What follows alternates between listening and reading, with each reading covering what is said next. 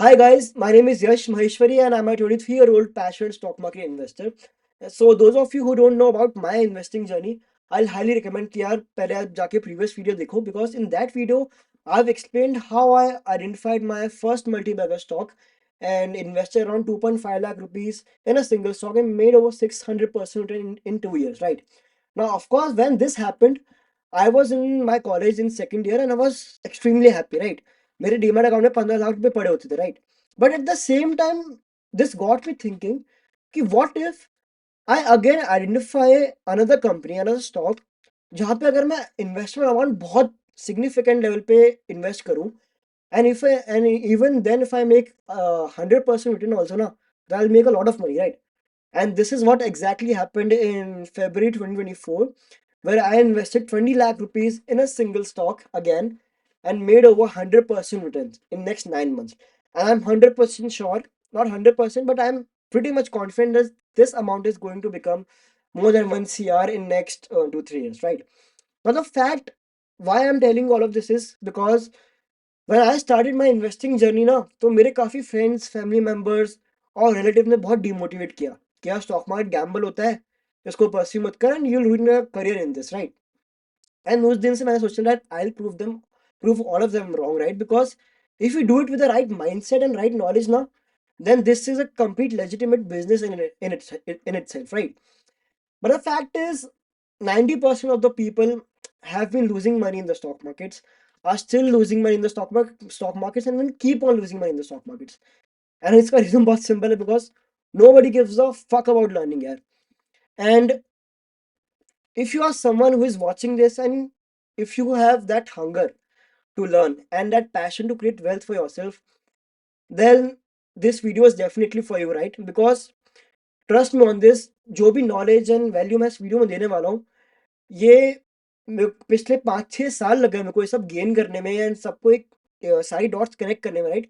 I have read multiple books, multiple investors के मैंने पता नहीं घंटों बैठ के इंटरव्यूज देखे हैं और काफ़ी सारा पैसा मल्टीपल लैक्स मैंने इन्वेस्ट करा खुद की नॉलेज में और by buying paid programmes.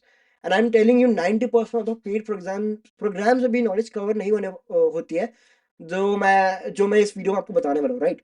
So before I start of ना यार, मैं let me just give you a quick brief कि मैं क्या क्या कवर करने वाला हूँ इस वीडियो के अंदर. Okay, just give me a second. So okay, so what we are going to cover in this video is first of all my investment framework जिसको यूज करके आई गेट एन आइडिया कि यार सबसे पहले ही जो एक क्वेश्चन आता है किसी भी इन्वेस्टर के मन में कि एक ग्रेट क्वालिटी बिजनेस होता क्या है, right? So I first of all give you my framework because यही फ्रेमवर्क यूज करके मैं कंसिस्टेंटली रिटर्न जनरेट कर पा रहा हूँ, राइट? एंड अगर आपने फ्रेमवर्क ढंग से समझ लिया ना, then this will work like magic for you, right? To identify stocks very quickly कि कौन से स्टॉक में पोटेंशियल है या नहीं है, right? And of course, how I practically use this framework to identify a multi-bagger stock for myself and the business model of the company which I identified. And of course, ये fourth point बहुत important है यार, क्योंकि conviction build करना is something जो बहुत important है. Let's say यार खुद सोच के देखो आप, अगर अब मैं आपको बोलूं अगर आपने आज एक स्टॉक लिया यार और आपने 10,000 रुपये इसमें इन्वेस्ट कर दिया और वो 10 गुना भी हो जाता है, आप 1 लाख तक तो पहुंचो. Do you think you become really rich? Of course not यार. 1 लाख रुपए कुछ नहीं आज के टाइम में. But at the same time what if you identify stock where you have huge conviction and courage to invest, let's say 5 10 20 lakh rupees in a single stock, and अगर वो stock double भी होता है you will end up making lot of money, right?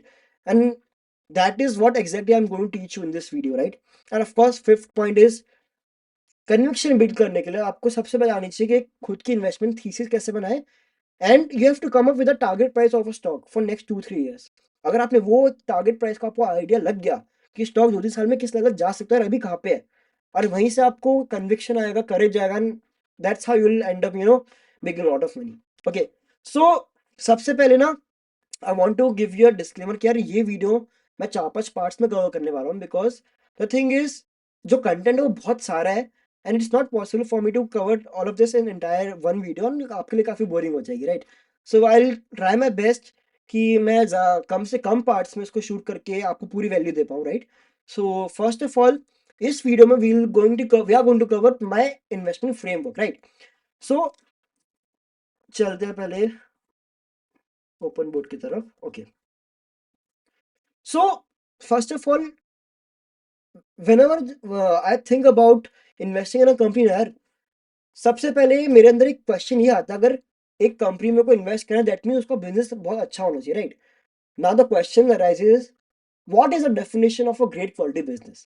Okay, और ये सबसे, इस question का आंसर अगर आपको समझ में आ गया, then it will become really easy for you to identify the stocks to invest, right? तो सबसे पहले ना, किसी भी बिजनेस का कोर फंडामेंटल क्या है? प्रोडक्ट है, राइट? प्रोडक्ट या सर्विस। तो सबसे पहले हम बात करते हैं प्रोडक्ट की। नाउ प्रोडक्ट और सर्विस ना यार देखो ऐसी होनी चाहिए बिजनेस की, जहां पे रिपीटेबिलिटी बहुत हाई हो कस्टमर्स की, राइट? अगर एक प्रोडक्ट या सर्विस तभी अच्छा कराया जाता है जब उसके कस्टमर्स बार बार और नेचुरली आ रहे हैं उसको खरीदने के लिए, राइट? हमें को बिल्कुल जबरदस्ती मार्केट या फिर पुश नहीं करना पड़ा बहुत ज्यादा सेल करने के उस प्रोडक्ट को, राइट? सो अगर किसी भी कंपनी में एक प्रोडक्ट ऐसा है, सर्विस ऐसी है जिसके रिपीट कस्टमर्स हैं और नेचुरली है, तो दैट मीन्स वो कंपनी डेफिनेटली कुछ बहुत बढ़िया काम करी और that company will make lot of money. Okay, second thing is, अगर मेरा प्रोडक्ट अच्छा रेडी हो गया ना, तो मेरे को चाहिए स्केलेबिलिटी, राइट? अगर स्केलेबिलिटी यार नहीं होगी ना, तो मैं बिजनेस ग्रो नहीं कर पाऊंगा ज्यादा टाइम तक, राइट? एंड स्केलेबिलिटी यार देखो दो चीजों से आती है। फॉर एग्जाम्पल, लेट्स से आप 50 रुपए का प्रोडक्ट बेचो एक मास ऑडियंस को। लेट्स से इंडिया में 140 करोड़ की पॉपुलेशन है, राइट? एंड 50 रुपए का जो प्रोडक्ट होता है, फॉर एग्जाम्पल अमूल बटर, करोड़ों इंडियंस कंज्यूम कर रहे हैं, तो देखो कितनी बड़ी स्केल, कितनी ज्यादा स्केलेबिलिटी है इस बिजनेस में, right? Now at the same time scalability एक और चीज से अचीव करी जा सकती है, जहाँ पे प्रोडक्ट का प्राइस इतना हाई है because that is a premium product, right? And लेकिन आपने वो प्रोडक्ट का प्राइस इतना हाई और आप बहुत कम लोगों को बेच रहे हो, but at the same time वो प्रोडक्ट का प्राइस इतना ज्यादा हाई है। फॉर एग्जांपल मैं बात करूं फरारी कार की, राइट? मल्टीपल करोड़ में आती है वो गाड़ी, राइट? और उसको लेने वाले शायद कुछ लाखों लोग ही हैं पूरी दुनिया में, लेकिन क्योंकि प्रोडक्ट का प्राइस इतना हाई है, तो उस वजह से वो चीज यू नो बहुत बड़ी स्केलेबिलिटी में बन जाती है, राइट? सो स्केलेबिलिटी अचीव करेंगे दो तरीके हैं। Now the third thing which comes out to be very really important is industry size. और इंडस्ट्री साइज एल से इंडस्ट्री में रेगुलेशन किस टाइप के, राइट? या लेट्स से अगर मैं बिजनेस किसी ऐसी इंडस्ट्री में खोल रहा हूँ जहाँ पे गवर्नमेंट रेगुलेशन बहुत ज्यादा है, तो वहाँ पे मेरे लिए रिस्क बहुत बढ़ जाता है कि जैसे कोई गवर्नमेंट चेंज हुई, वहाँ पे गवर्नमेंट ने कुछ नया रेगुलेशन डाल दिया, तो मेरे लिए बिजनेस करना बहुत मुश्किल हो सकता है उन केसेस में, राइट? सो मेरे को एक देखो ऐसी इंडस्ट्री चाहिए जहाँ पे रेगुलेशन कम से कम हो और वहाँ पे इतना डिफिकल्ट ना हो एंटर करने के लिए, right? That is the third point. Fourth thing is, of course, ये चीज बहुत इंपॉर्टेंट है, द मैनेजमेंट। मैनेजमेंट से कम मेरा मतलब है कि ऑफ कोर्स जो कंपनी के फाउंडर्स है, सीईओ, चेयरमैन है यार, अगर उन लोगों में कैपेबिलिटी नहीं है, ऑनेस्टी नहीं है और पैशन नहीं है कंपनी को बढ़ाने का, तो you will never make money in the business, right? तो मैनेजमेंट में हमें क्या देखना है? मैनेजमेंट में हमें मिनिमम 10 ईयर्स का देखो यार एक्सपीरियंस चाहिए। अगर जो कंपनी को संभाल रहे हैं, चला रहे हैं, ग्रो कर रहे हैं, अगर उनका मिनिमम 10 साल का एक्सपीरियंस नहीं है, तो I won't bet on that company, because I want someone जिसको जिसने ना एटलीस्ट यार एक बिजनेस साइकिल देखी हो अप्स एंड डाउन की, राइट? एंड मिनिमम 10 से 15 साल की एक्सपीरियंस वाले मैनेजमेंट को बिजनेस साइकिल का आइडिया होता है। ओके, इसके बाद यार मेरे को चाहिए ऑनेस्टी। वो बहुत इंपॉर्टेंट है, राइट? अगर मैनेजमेंट ऑनेस्ट नहीं है और सिर्फ अपना फायदा करने में लगा है, तो that there is no point in investing in that company, right? And इसके बाद मेरे को चाहिए passion and hunger to grow.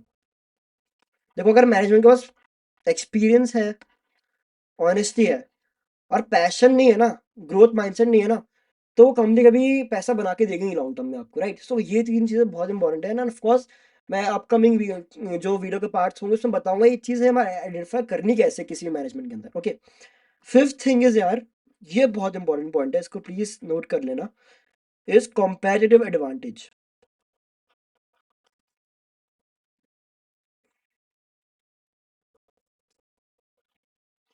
Right? Competitive advantage से यार मेरा सिंपल ये मतलब है कि कंपनी के पास ऐसे क्या एडवांटेज है जिसकी वजह से कंपटीशन को compete नहीं कर पा रहा है, राइट? एंड इसमें ना मल्टीपल 3-4 पॉइंट्स आते हैं जो बहुत इफेक्टिव और बहुत इंपॉर्टेंट है, और ये बहुत सारी कंपनीज के अंदर इंडियन स्टॉक मार्केट में देखे गए हैं, राइट? एंड अगर आपने ये चीज़ आइडेंटिफाई कर ली किसी कंपनी के अंदर, एंड 100% श्योर 90% केस में आप पैसा बनाओगे ही बनाओगे, राइट? सो समझते हैं यार, इस पॉइंट को हम थोड़ा डीप में समझते हैं। कंपैरेटिव एडवांटेज में क्या क्या चीजें आती है? फर्स्ट ऑफ ऑल, सबसे सिंपल पॉइंट आता है, first mover advantage.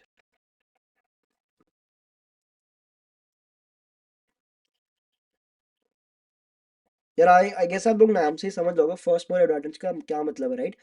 For example, इसका मैं अगर एग्जाम्पल हो, फॉर एग्जाम्पल अमूल बटर या फिर अमूल मिल्क। अमूल ने milk, package milk and package butter बेचना तब स्टार्ट किया जब इंडिया में कोई भी कंपनी नहीं करी थी, राइट? एंड जिसकी वजह से यार, ऑफ कोर्स उनकी क्वालिटी तो अच्छी थी, तो वो टेस्ट, अमूल बटर का वो टेस्ट, उस अमूल मिल्क का वो टेक्सचर, वो लोगों के मन में बैठ चुका है। एंड वो इतनी हैबिट फॉर्मिंग चीज़ है, फूड आइटम इतनी हैबिट फॉर्मिंग चीज़ है, वो लोग ना इजीली छोड़ नहीं पाते, and that is the reason Amul आज इतना बड़ा बन चुका है, right? So first mover advantage होना बहुत जरूरी है। आई एम नॉट सेइंग कि हर केस में रिक्वायर्ड है, but you have to consider कि क्या कंपनी के पास फर्स्ट मोवर एडवांटेज है कि नहीं, right? Now second point which is very important is brand value.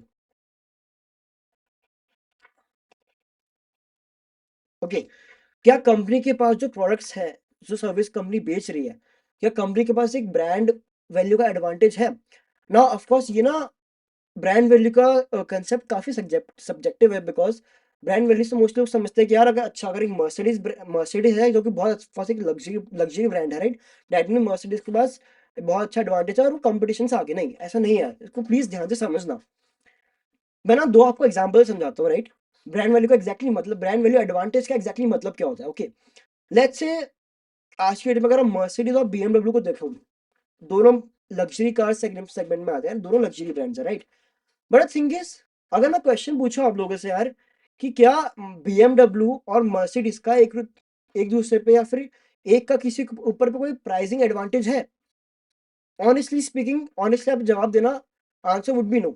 Y? Because जब भी पहले फर्स्ट टाइम कोई भी यार बंदा लग्जरी गाड़ी खरीदने जाता है ना, सो वो ना ये नहीं देखता कि यार मेरे को मर्सिडीज चाहिए या फिर बीएमडब्ल्यू चाहिए, उसको लग्जरी कार चाहिए, right? Because luxury car is symbol of status.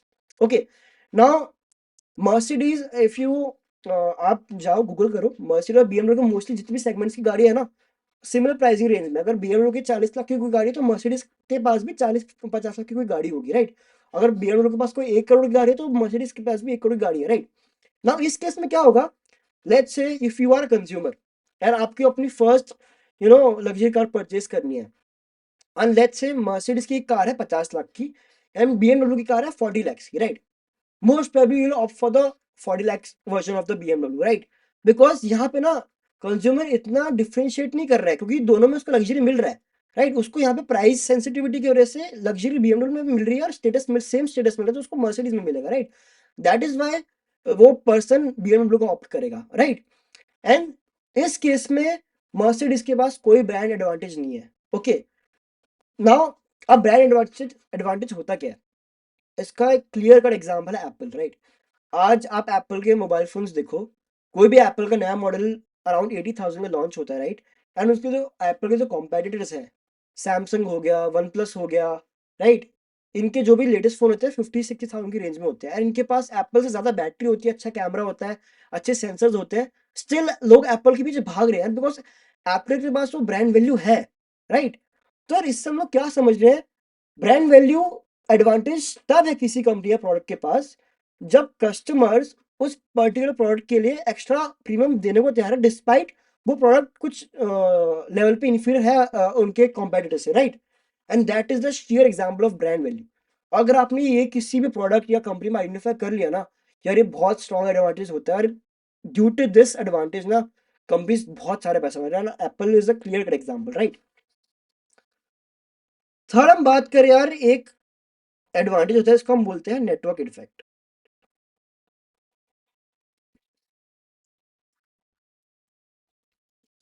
Okay, network effect से मेरा मतलब सिंपल ये है कि यार, कोई भी अगर आप आज के टाइम में एफएमसीजी कंपनी पकड़ो, नेस्ले, एशियन पेंट्स, राइट? इन कंपनी के पास पूरी इंडिया में इतनी बड़ी डिस्ट्रीब्यूशन नेटवर्क है, आज हर इंडिया के हर कोने में इनका प्रोडक्ट शायद बिक रहा होगा, राइट? सो ये अपना आप में एक बहुत बड़ा एडवांटेज है, राइट? लेट्स से अगर आज मैं लेट्स से अमूल से ज्यादा बेटर टेस्टिंग बटर या फिर मिल्क प्रोड्यूस कर लेता हूँ, right. But at the same time मेरे पास तो नेटवर्क नहीं है, वो बैंडविड्थ नहीं है कि ऑडियंस को रीच करने का, राइट। तो एक पॉइंट पे आके यार मैं उनसे हार जाऊंगा, और शायद एक पॉइंट पे आके अमूल मुझसे मेरा ब्रांड ही खरीद लेगा, और वो अपने डिस्ट्रीब्यूशन नेटवर्क के थ्रू वो सारे प्रोडक्ट्स मेरी बेचने वाला है, राइट। सो ये बहुत बड़ा एडवांटेज है किसी भी ब्रांड पे। अगर ये एडवांटेज आपने किसी कंपनी में आइडेंटिफाई कर लिया ना, तो बहुत आपको लॉन्ग टर्म में उसका एडवांटेज मिलता है अपनी इन्वेस्टमेंट रिटर्न्स पे, right. Fourth thing is cost of switching.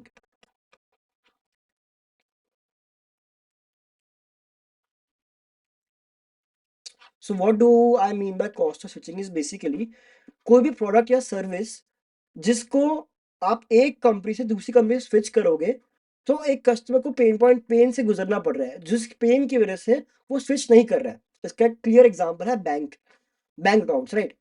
अगर आप आज किसी if I have to ask you, अगर आपने अपना लास्ट टाइम बैंक अकाउंट कब चेंज किया था, शायद 90% of you might not have change your bank account, right. Because इसका सिंपल रीजन है यार, एक बैंक अकाउंट खोलने में इतने प्रोसीजर एंड डॉक्यूमेंटेशन लगती है, राइट।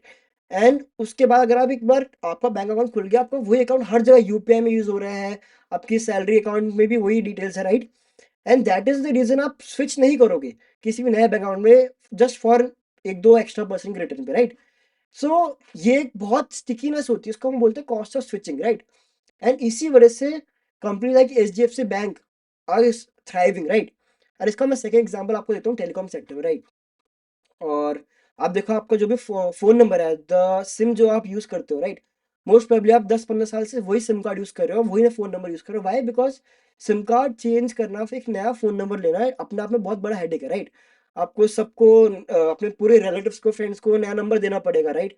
एंड सबको आपको रिच आउट करना पड़ेगा कि आपको फोन नंबर चेंज करा, you don't want to go through that unnecessary pain, right. So ये बहुत बड़ा एडवांटेज है। अगर आपने किसी भी कंपनी में प्रोडक्ट में ये चीज़ ढूंढ ली, राइट, और ये सॉफ्टवेयर प्रोडक्ट्स में बहुत होता है, राइट। तो वो एक बहुत बड़ा एडवांटेज है किसी कंपनी का। तो द थिंग इज यार, द पॉइंट इज, ये कुछ पॉइंट्स है जो आपको एक कंपनी को रिसर्च करते वक्त, एक उसका बिजनेस मॉडल समझते वक्त ध्यान रखना है, राइट। एंड अगर आपने कुछ जो भी मैंने अब तक पॉइंट्स बताया प्रोडक्ट के बारे में, स्केलेबिलिटी, इंडस्ट्री अच्छे, मैनेजमेंट अच्छा है, राइट, एंड कंपनी के पास इससे कोई कॉम्पेटिटिव एडवांटेज है, so no one is going to stop you from making money in stock markets, right?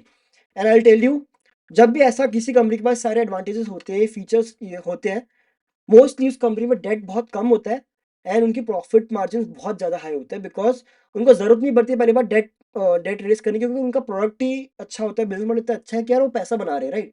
अगर वो पैसा बना रहे हैं तो of course that's not an issue, उनको डेट क्यों रेस करना है, राइट। एंड जब वो पैसा बना रहे हैं एक और स्केलेबल भी है, तो वॉल्यूम ग्रोथ की वजह से, इकोनॉमीज ऑफ स्केल की वजह से उनका प्रॉफिट मार्जिन बहुत हाई रहते हैं, right. And using exact this concept यार, मैंने अपना मल्टीबैगर आइडेंटिफाई किया, my second multibagger, and of course for that,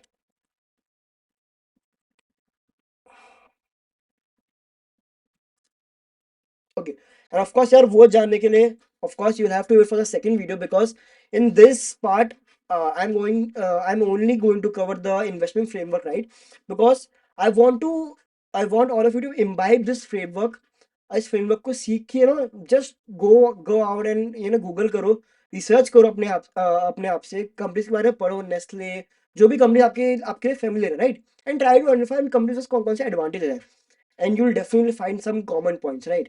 And till then, wait for the next video, and उस वीडियो में I'll share all about all about the stock which I invested, कौन सी company थी, कौन सी industry में था, उनका product कैसे, उनका पूरा business model, I'll tell you everything, right? And I'm really excited for that. So please यार वो वीडियो मिस आउट मत करना. So make sure to subscribe to my channel and click on the bell icon. And please guys, let me know if you really like this video or not in the comment section. And please share this video also अगर आपको कुछ भी value addition हुआ, right? And I make sure अगर कुछ भी मुझसे point miss out हुआ है, प्लीज मुझे कमेंट में बताओ, I try to cover that in my next video. Thank you.